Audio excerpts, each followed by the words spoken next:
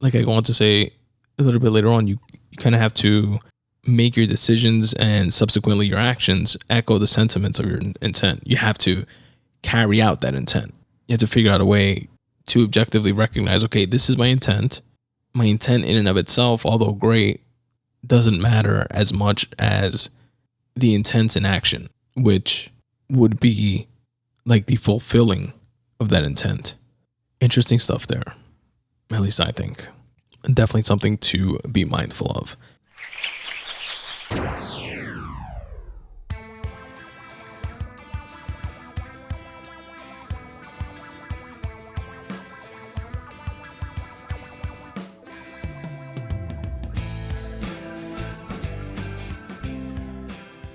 What up, folks? What's going on? Welcome to the Spun Today Podcast, the only podcast that is anchored in writing, but unlimited in scope. I'm your host, Tony Ortiz, and I appreciate you listening. This is episode 207 of the Spun Today Podcast, and it is a free writing session episode.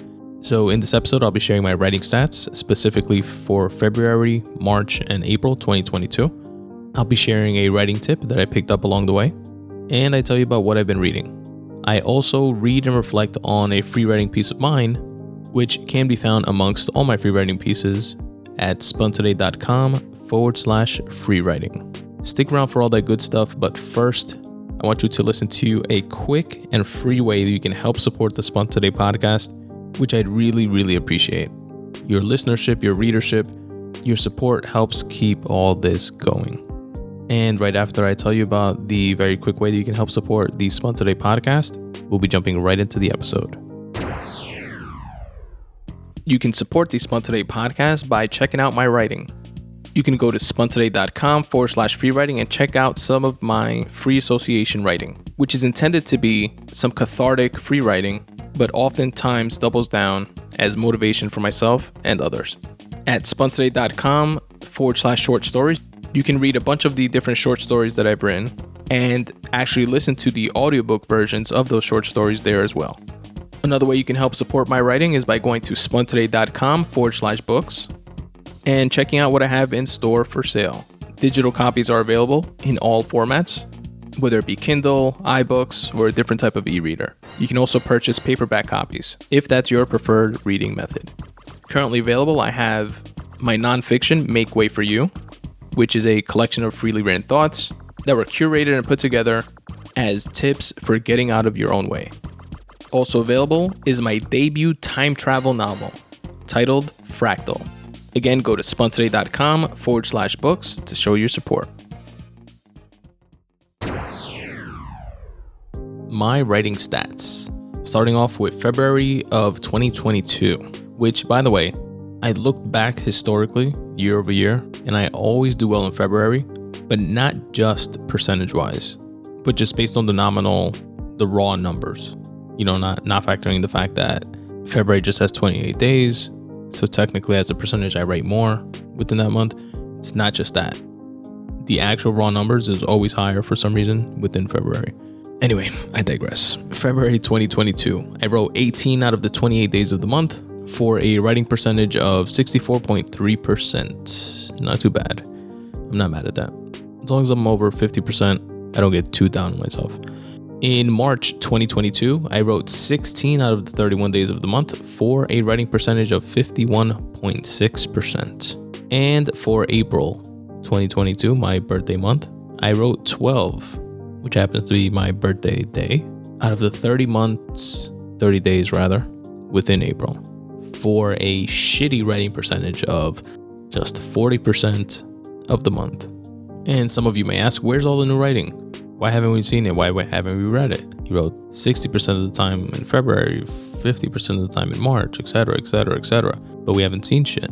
But I promise you something is coming. I'm getting very close to the end on something, on a story that I finished writing the first draft, finished writing the second draft. I'm doing a pass through now. It's a short story, by the way. I'm doing a pass through now to adjust the format in which I wrote the dialogue, because I normally write the dialogue in a Juno Diaz-like style where I don't necessarily, after each and every sentence, say reply Tony and, use the quotation marks. I try to write it in a way where if you're paying attention to the story, who's speaking just based on the conversation and the tone. And, there's not, when there's more than 2 people within a scene, or sometimes maybe more than 3 people within a scene, then I'll specify who, just to make sure everybody's on the same page. But I don't follow that strict, quotations around every piece of verbiage, as well as notating who said what. But within this story, I am writing it in that style just to play around with that style, which for me is short stories are a good place to do stuff like that. Experiment and mess around with different things while you're, finding your quote unquote voice, if that is something that one can ever find. But whatever, I decided to write this story in that style when it comes specifically to dialogue. So I'm doing a pass through now of that specifically. And I did, after the first draft, after the second draft, after that, I did another pass through of just like going through it and filling in gaps where, sometimes I'll write a scene, I want to keep going with the scene, and I know that, a certain paragraph or 2 within the scene, I might have to like research a little bit or look up something. So I'll just put parentheses and say, come back to this and look up, the origins of what this person is talking about here, so they can sound more informed. But I'll continue writing the scene. So like those things like that, I went back to fill in those like story gaps. And after I'm finished with the quotations, I think I have like a little mini to-do list of stuff that I have to do before I put it out. But one of the last things after finishing going through all the dialogue is running it through a program called Pro Writing Aid, which seems really cool so far. I've used it within a couple scenes, but I'm not really ready to give a full breakdown on it and vouch for it completely. But it's definitely something that I'm gonna try. I'm definitely gonna use for this story and see how it goes. But what it is, it's like a digital editor that works with Scrivener, by the way, which is my writing tool of choice that I've spoken about on this podcast ad nauseum. So I'm not gonna bore you with those details, but it works with Scrivener, and I think you can. It'll work with like emails and Microsoft Word, etc. But for me specifically, I was excited that it works with Scrivener, and you can open up Pro Writing Aid, the application, and then open up your Scrivener project within it, and it loads up. Then what it does is like it'll pick up redundant sentences or words rather that you use like multiple times within a paragraph, and it'll highlight it and then give you suggestions like maybe you want to change this word. It does spell checking. It does like sentence structure, like commas, and you missed the comma here. A colon works better there, etc. Like stuff like that. So it's like digital pre-editing before sending it to an actual editor. And I heard about it on Joanna Penn's The Creative Pen podcast. And if I'm mistaken, that's how she uses it. And if it's good enough for her, it's definitely good enough for me to give it a whirl. I could definitely use the help on the editing side. So more on that later, but that is like the last phase that I'm going to go through for this specific short story before I put it on my website and create the audiobook for it and share it with you fine folks. But I'm especially excited for this one because I think after this short story, I have enough to move forward with putting together my anthology that I wanted to publish this year of short stories. And have a good little pool of short stories to like choose from and see which ones are going to make the cut, essentially. So definitely more on that as well. And that, folks, are my writing stats. This episode's writing tip comes from Derek Sivers. Derek Sivers is someone that I first heard, I believe, on Tim Ferriss's podcast, The Tim Ferriss Show. And he has an interesting background. He's a writer. He's also a musician. And back in the 90s, he started a company called CD Baby, where it was essentially this website where he used to load his CDs and try to like sell them himself, like online.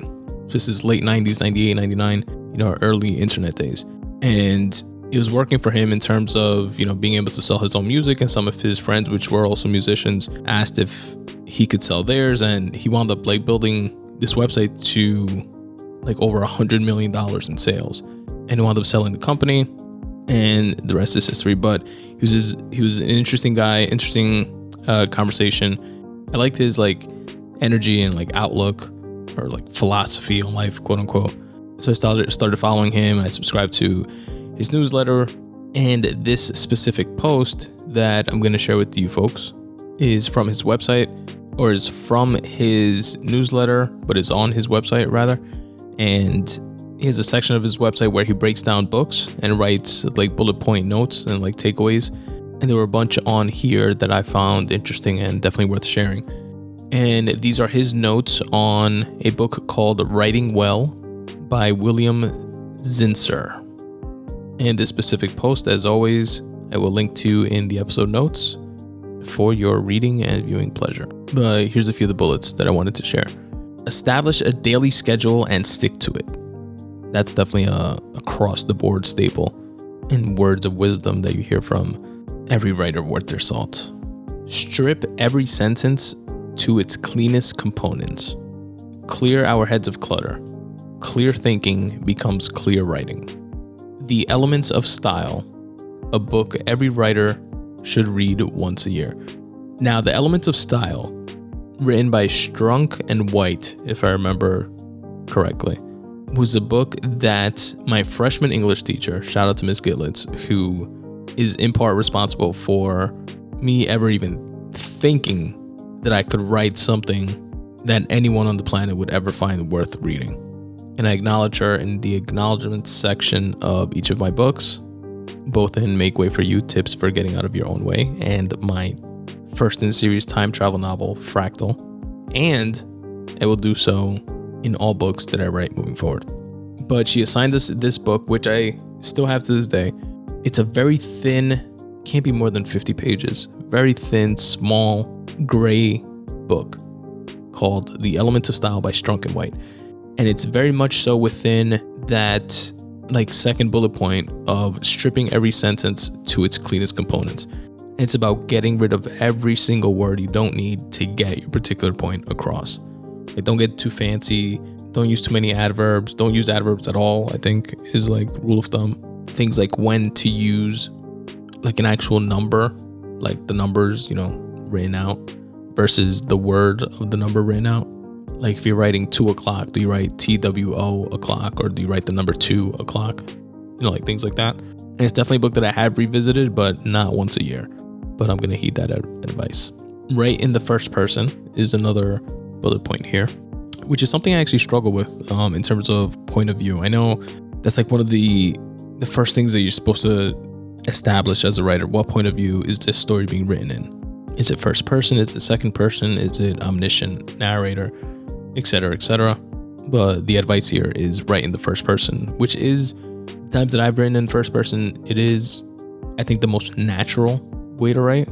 But with me, I do like Fractal. I think it's in like first person / omniscient narrator, if that's even like a real thing, but whatever. That's the way I wrote that story. And I noticed that with a lot of my stories, I wind up writing the way I visualize the story going in a movie or a TV show. And I don't know if that's a good thing or a bad thing, because it's, I'm not writing screenplays. I'm not writing actual movies, but the stories that I do write, whether it's a short story, whether it's a novel, I always envision them in my mind playing out as movies. So I don't know. There's that. Another bullet point takeaway here is, if it amuses you in the act of writing, put it in. It can always be taken out later. And that's definitely true. I put too much emphasis or too much thought behind first drafts, I think. And it's something that I've been getting better at. Heeding the words of Ernest Hemingway, who said the first draft of everything is shit. And just countless writers who always say, just get through the first draft. Just, Joyce Carol Oates and Walter Mosley and Margaret Atwood, Neil Gaiman, Stephen Pressfield, Stephen King, they all say just like bleed onto the page, like just like literally rush through the first draft and get to the end. Just like get the ideas out, just throw them out. Like literally doesn't have to make sense, just fucking throw up on your page. Get through the fucking first draft, get it out the way. Then you can go back and start actually writing. Like get the idea out. With me, there's some or has been historically, still is some, definitely still have work to do on it, but paralysis by analysis. where, I don't know, like trying to make it perfect the first time around, which I guess helps in minimizing the editing and the rewriting and shit like that after, but it's like a double-edged sword, right? You don't want that becoming too much of the norm, and then your output, your body of work is non-existent. But yeah, I definitely agree with that point. If it amuses you in the act of writing, put it in. It can always be taken out later. Another takeaway here is please yourself, and you will also entertain the readers. Read everything aloud before letting it go into the world. That's a big one. I definitely do that. Next is your lead must capture the reader immediately and force him to keep reading. It must cajole him with freshness or novelty or paradox or humor or surprise or with an unusual idea or an interesting fact or a question. So basically, capture your reader's attention. Take special care with the last sentence of each paragraph. It's the crucial springboard to the next paragraph. And try to give that sentence an extra twist of humor or surprise. It's pretty good. And just a few more here that I wanted to share. A few more tips. And he writes, are you summarizing because you think they're too dumb to get the point? That's a good one. Sometimes you underestimate the reader. You think that maybe you didn't do as good a job of like planting certain seeds. So you wind up oversharing instead of letting them connect the dots themselves, which is part of the fun of reading, right? Filling in the details of the landscape that the writer is creating for you. Oh, these next two kind of tie back to the whole concept behind that book, The Elements of Style by Strunk and White, which is most adjectives, the concept is already within the noun. So prune out a bit, a little, sort of, kind of, rather, quite, very, to, and pretty much. Cut all those words out. Like, you don't have to say it was very cold. You can just say it was cold. Instead of saying something like, for example, I'm just thinking off the top of my head, I like the blue one, but I like the red one a little more. You can cut out a little and still maintain 100% of the point that you're trying to get across with that sentence. I like the blue, but I like the red more. So you don't need a little. And alert the reader as soon as possible to any change in mood from the previous sentence by using words like but, yet, however, nevertheless, still, and instead. I like this one. I like this approach. He goes, a different problem in a sentence. No, I'm sorry. A difficult problem in a sentence can be solved by simply getting rid of it. So he means like in terms of like story structure, if like you wrote something that is not really working, it's not really like jiving with the paragraph, or it's like a cool sounding sentence, which I know definitely has happened to me, a cool sounding sentence or piece of dialogue that you write and it's kind of like, damn, this person wouldn't say something like that. And it doesn't really go with the story, but I really like the way it sounds. So I'm trying to like force it in. It's like, that's becoming a difficult problem. Just get rid of it. And actually what I do with stuff like that, like little like snippets and extras and stuff, take it and put it in like a file of just like random thoughts and sentences and ideas to be used TBD in a different story. And lastly, to write better than everybody else, you have to want to write better than everybody else. You must take an obsessive pride in the smallest details of your craft.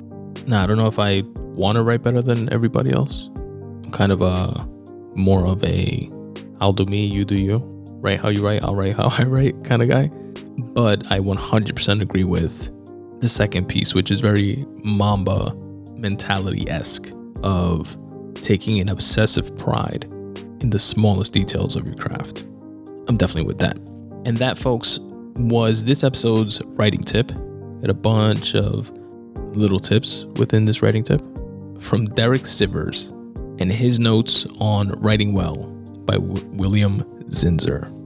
And I will link to in the episode notes for you guys to definitely check it out. And if you're not interested in that book specifically, I would still encourage you to check out Derek Sivers' site. He has a bunch of different books that he's broken down in a similar fashion, shared his notes on those books, and they're pretty insightful. So definitely check them out. What I've been reading. I've been reading 1984 by George Orwell, an absolute classic that I and I'm not ashamed to admit it, had never read. And I'll do you one better. It's a book that I'm sure most folks have heard of. It's the type of book that permeated society and is just consistently relevant and referenced and within pop culture, and so much so that I knew what the book was about without knowing what the book was about. Like never looking up, what's the synopsis of this story or who the characters in it or like actual details of this specific actual story. But I knew just from it being so ubiquitous what it was about, if it makes sense. But yeah, it's one of those renowned classic books that was one that I actually did want to read, and I'm glad I finally did. It was written by George Orwell in 1949, and here is the official synopsis. It is 1984, and the world's three major powers, Oceania, Eurasia, and East Asia, are constantly at war. In Oceania, where the party is in power, the thought police unearth every act of dissent, and Big Brother is always watching. Winston Smith, a dutiful citizen of Oceania, works for the Ministry of Truth as a propaganda writer who rewrites history to suit the needs of the authoritarian government. But when Winston falls in love with fellow worker Julia, they begin to question the very system they work for, placing them in immense danger. Pursuing their forbidden love affair, Winston plans a rebellion against the party in order to regain the freedom to shape his own future. But the ever-watchful Big Brother will not tolerate opposition. And for those who speak up against the system or dare to think what the party does not want them to think, Room 101 awaits them.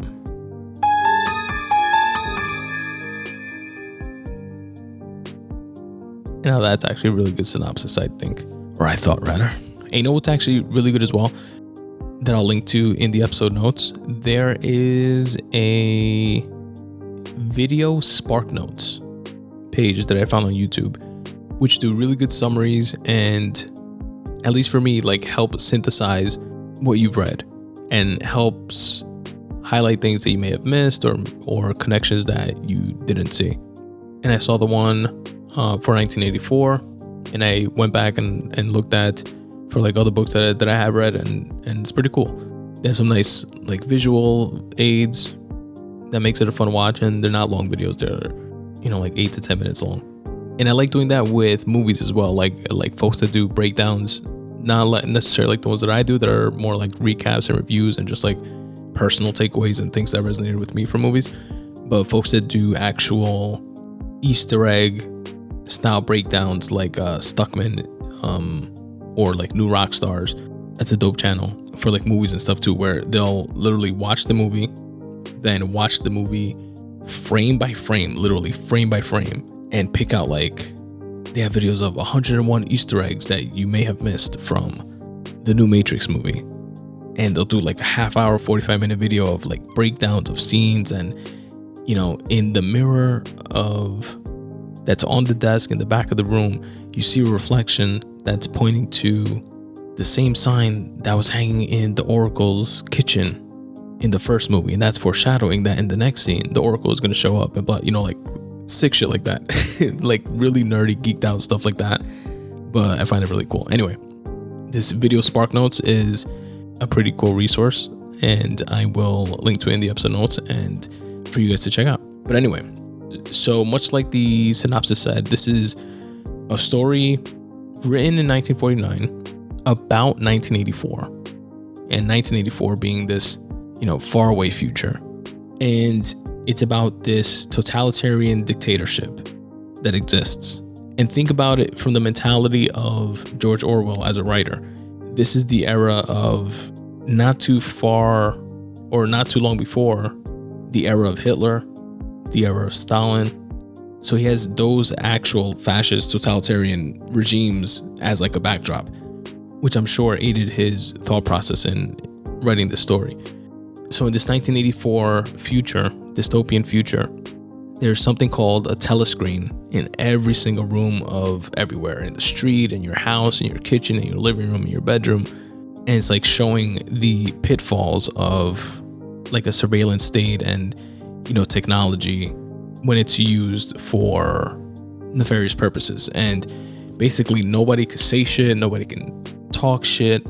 There's hidden microphones all over the place, in the street, everywhere. Literally every single room of any place you ever go is either a telescreen or a hidden microphone. And so much so that if there's no telescreen visible, people are like, hey, where's the telescreen in this room? It's weird that there's no telescreen. And it's that concept of Big Brother, aka the government, is always watching. And like I mentioned before, how pervasive this story is, there's terms from it like Big Brother that we've heard in movies and songs, in politics, just people say it as like nomenclature. And Orwellian, which became a verb synonymous with like dystopian, fucked up times. Orwellian being a play on the author's name, George Orwell. The story takes place in London, where nobody has anything. Everybody has like tattered, raggedy clothes.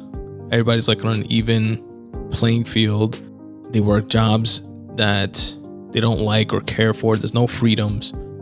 And the main character, Winston Smith, works for the Ministry of Truth, which is literally what he does all day is rewrite history. Like they're writing books in the new language of the time, which is newspeak, where even the freedom to that language gives you to express yourself with many different words and colorful speech, even that is being controlled with the advent of newspeak, where most words aren't allowed.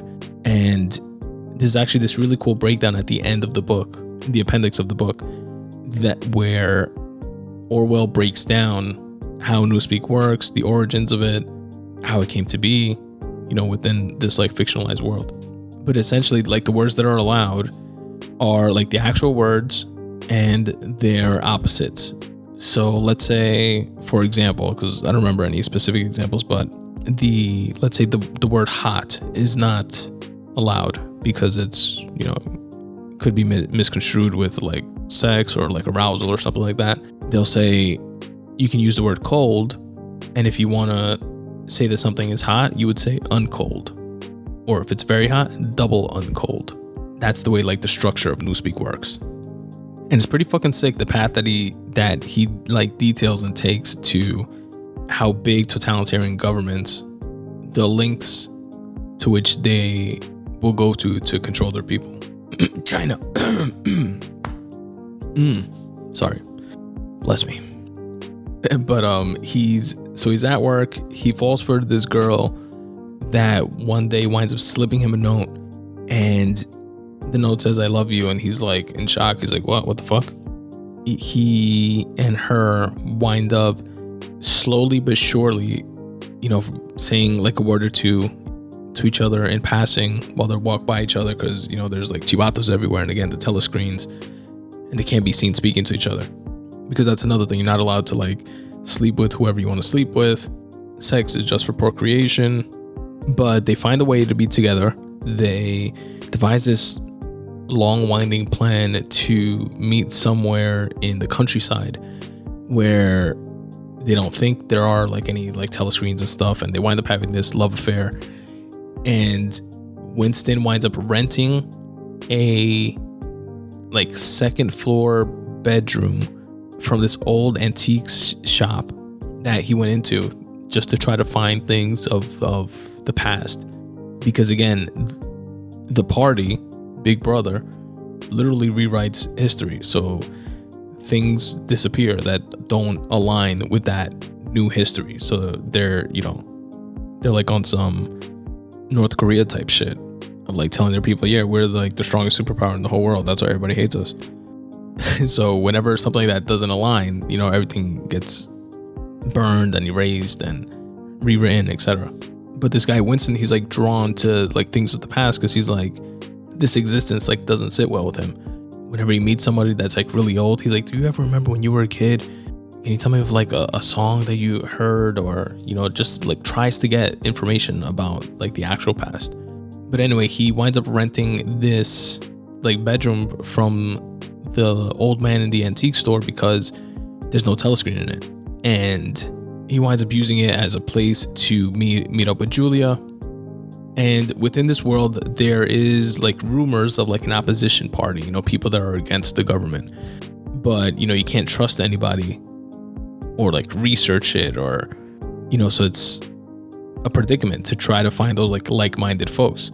But him and Julia are convinced that this other guy, O'Brien, that they work with, but who's like a higher up, he's like in management, that he's part of the opposition party.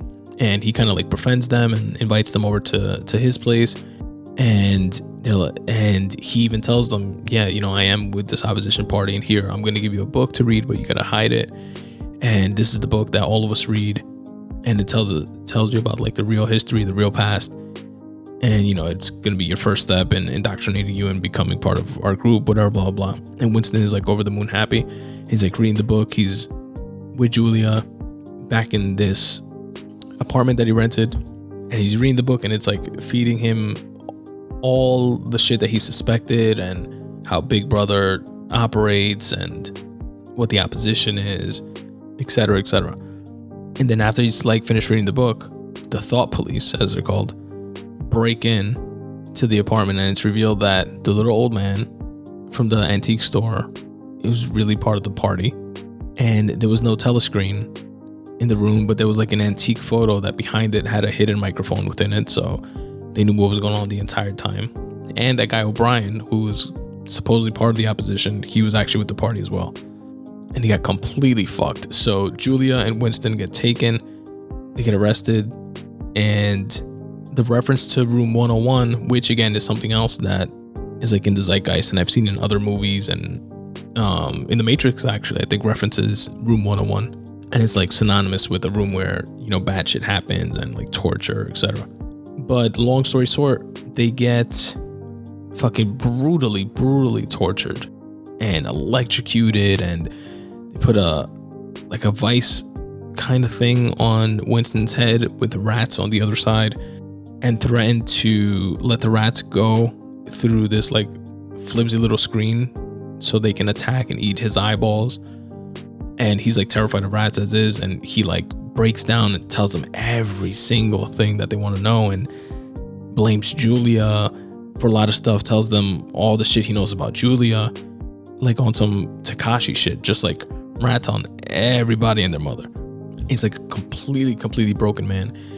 And O'Brien, who is part of the folks administering all the torture and stuff, get him to eventually agree and understand that if the party says that 2 + 2 = 5, then that represents the truth. The truth is whatever Big Brother and the party say the truth is. So even thinking, oh no, I know it's really 4, but I'll say it's really 5, that's not enough. Like, you have to believe and understand that whatever they want the truth to be, that is the truth. The party is the truth. And then ultimately they let them go. They wind up going back to work after these, days of being tortured, and neither one is ever the same again. They're completely broken, loyal to the party, shells of themselves, people. And there was one other thing that O'Brien tells Winston that resonated with me. Before Winston like completely breaks, he tells O'Brien, he was like, you did this to me, you like lured me into this, and you reduced me to this lowly state. And O'Brien tells him, nah, you did this to yourself. You did it to yourself by setting yourself up against the party. And he said this dope line, which was, everything that you're experiencing now was contained within the first moment that you decided to go against the party. And I thought that was like a pretty ill and dark, albeit dark, way to think about it. And I kind of liken it to how you can never control how somebody's going to react or overreact to your actions. And even though it was like completely disproportionate, the torture that, they administered on Winston versus what he actually did, which was, harbor these ideas and read a book, it still definitely underscores that fact that you can't ever control how others are going to react to your actions. But anyway, folks, that's my little recap and review of George Orwell's 1984. I will link to it in the episode notes in case you guys want to check it out yourselves. as well as that video Spark Notes summary that I mentioned that I also highly recommend. 1984 by George Orwell. Check it out. This episode's free writing session piece is titled Levels of Reality. I'll link to it directly in the episode notes. We can also find it by navigating to spuntoday.com/free writing and looking for the post on my website from December 11th, 2018. Talk about throwback, and even more of a throwback. I actually wrote this in 2015, but I just posted it to the website in 2018. Anyway, here's what I wrote. Let's see what type of shit I was on. I wrote, there are different levels of reality. You know how they say that perception is reality? That's one. Another level or layer, if you will, would be that intent is reality. The true intent of one's actions or inactions. Sometimes shrouded in doubt, hesitation, fear, and or shame, lies how you really wanted to act, how you really wanted to be. That layer of reality that is known to you and often to you alone. The intent behind committing a crime usually translates into adding a degree or two to a sentence. Yet positive intent translates into a void of what could have been. How do we make it so that our positive intent becomes our reality? Let's focus on those resistant factors that don't allow our intent to permeate into the realm of perception. Take yourself out of the equation objectively and make your decisions and subsequently your actions echo the sentiment of your intent. Let's change ourselves in this way, and in doing so, do our part in changing the world. Pretty lofty goal there, buddy. I wrote that on Sunday, November 1st, 2015 at 10:50 a.m. And I'm still sappy and optimistic in that way, in positive good and changing the world, etc. Regardless of how jaded by life one can feel, I think it's important to maintain that idealistic hope. But to break down a little bit the beginning parts of this, I was wanting to, or I seem to be playing with the idea, I seem to want to highlight how intent doesn't always translate into action, into tangible, practical action. And at least for me, I know that's has been true. Where you want to say something, or you want to do something, or you want someone to know that you feel a certain way, but you don't actually say it or do the thing that would accomplish them knowing, or something along those lines. And it could be for a myriad of reasons. It could be because you're shy. It could be because you're emotionally closed out. It could be because you're angry about something but don't know how to express it productively. Or it could be because you're not good at public speaking and communication. And it definitely sucks to be in that position where, like I wrote in this sentence, that layer of reality that is known to you and often to you alone, where you're like, fuck, I really meant this, this, and that. But they think I meant that, that, and this. And I tried to tell them, but they didn't listen. Or I was too busy arguing about that, so I didn't get my real point across. And now everything's all fucked, or the moment's passed, or et cetera, et cetera, et cetera. And that's definitely a sucky place to be in. And I like this piece of how, like, the disconnect between when it's a negative intent, it's like you can quantify it, you can pinpoint it, you can, somebody has an intent to murder someone. It's like murder in the first degree, murder in the second degree, etc. Just because of showing that intent and that thought process behind wanting to carry something negative out.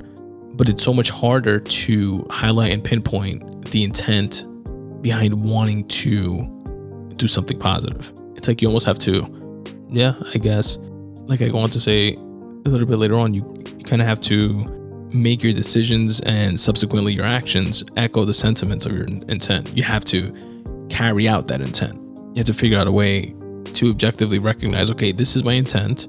My intent in and of itself, although great, doesn't matter as much as the intent in action, which would be like the fulfilling of that intent.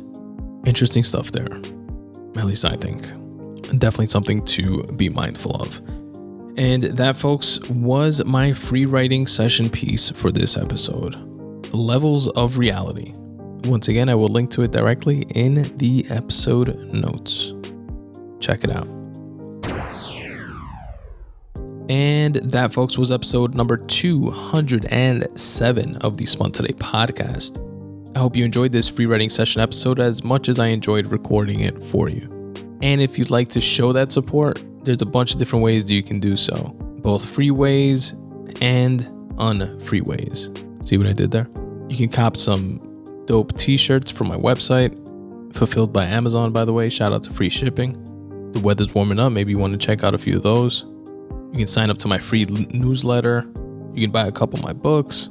A bunch of different ways, all of which I will highly appreciate.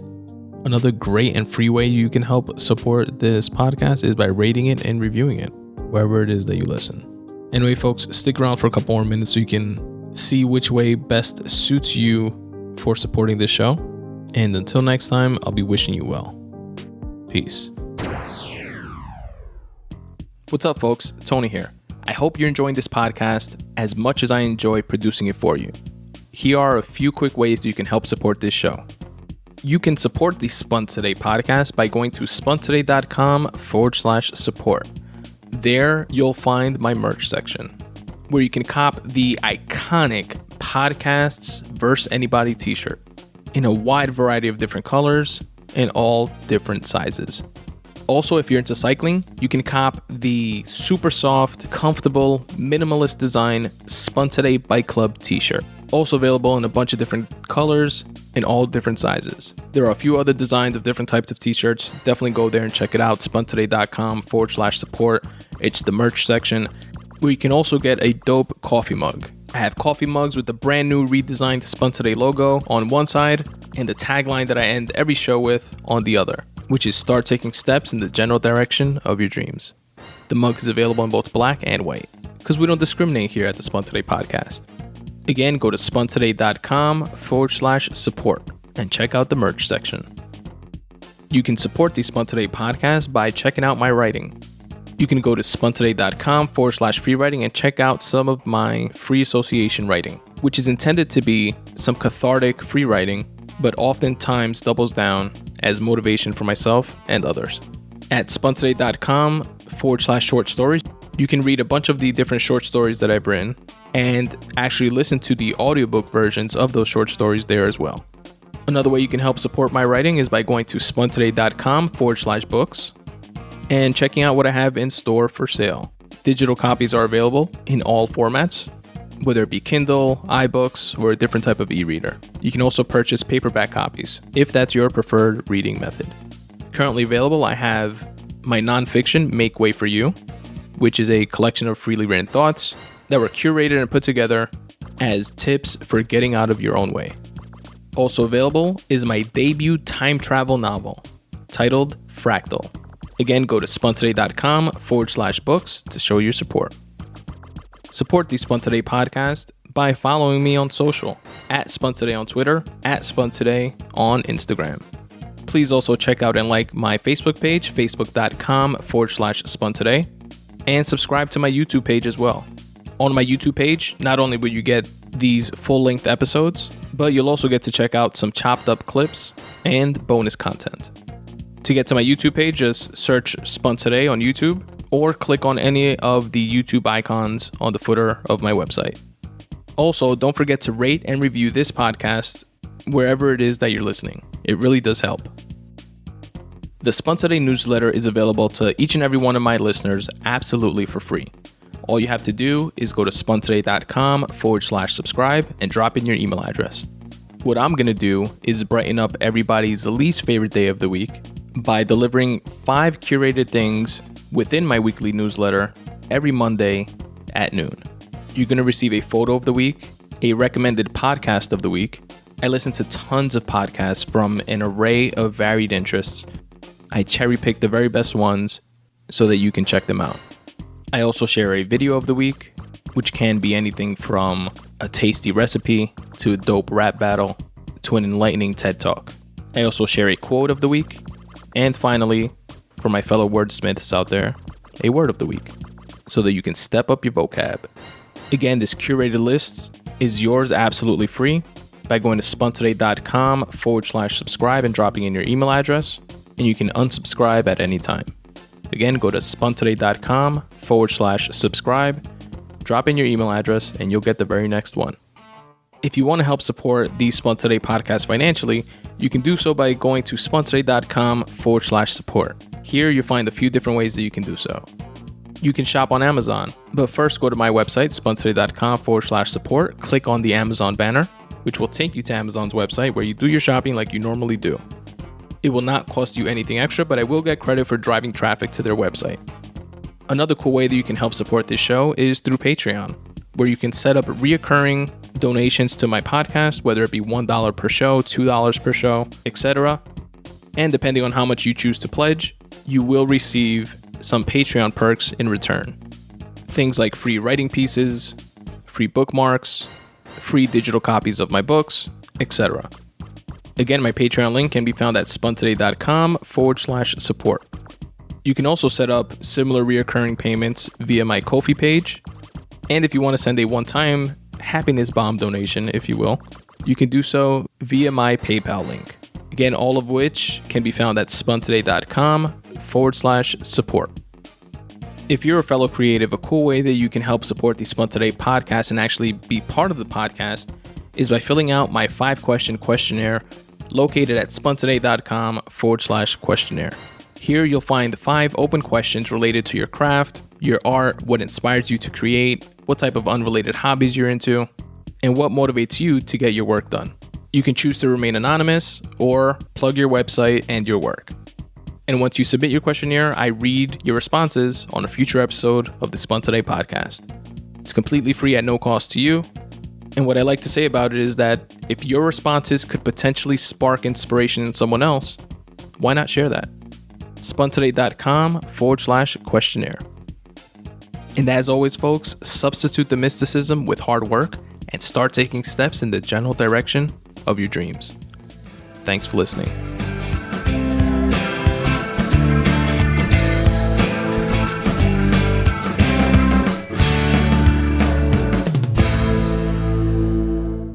I love you, Aiden. I love you, Daddy.